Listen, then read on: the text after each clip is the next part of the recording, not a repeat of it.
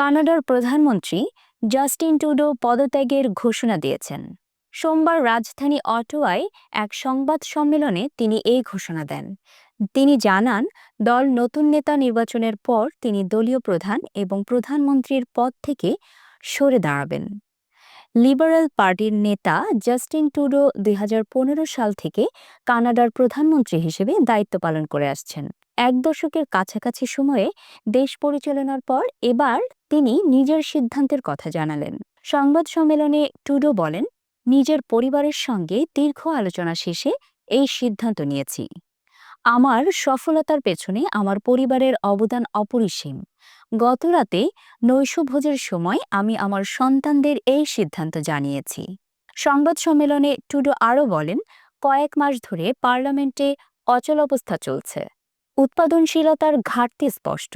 কানাডার রাজধানীতে উত্তাপ কমিয়ে আনতে এবং দেশকে নতুন পথে এগিয়ে নিতে এখনই পরিবর্তনের সময়। তিনি উল্লেখ করেন, বর্তমান রাজনৈতিক এবং আন্তর্জাতিক অস্থিরতার মধ্যে দেশকে সঠিক পথে পরিচালিত করতে নতুন নেতৃত্ব প্রয়োজন। ট্রুডো আগামী ২৪ মার্চ পর্যন্ত পার্লামেন্টের অধিবেশন মুলতবি ঘোষণা করেছেন। এর মধ্যেই লিবারেল পার্টি নতুন নেতা নির্বাচন করবে। ২০১৫ সালে প্রথমবার প্রধানমন্ত্রী নির্বাচিত হওয়া ট্রুডো সর্বশেষ ২০২১ সালে তৃতীয়বারের মতো নির্বাচনে জয়ী হয়ে সরকার গঠন করেছিলেন। তবে আগামী ২০ অক্টোবরের মধ্যে নতুন নির্বাচন হওয়ার কথা রয়েছে।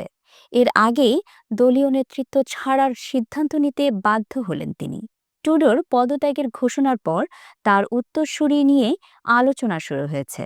সম্ভাব্য প্রার্থীদের তালিকায় আছেন লিবারেল সরকারের সাবেক উপপ্রধানমন্ত্রী ও অর্থমন্ত্রী ক্রিস্টিয়া ফ্রিল্যান্ড এবং কানাডার কেন্দ্রীয় ব্যাংকের সাবেক কর্মকর্তা মার্ক কার্নি। উল্লেখ্য, ক্রিস্টিয়া ফ্রিল্যান্ড গেল ডিসেম্বরের মাঝামাঝি সময়ে পদত্যাগ করেন। এরপর থেকেই ট্রুডোর ওপর পদত্যাগের চাপ বাড়তে থাকে।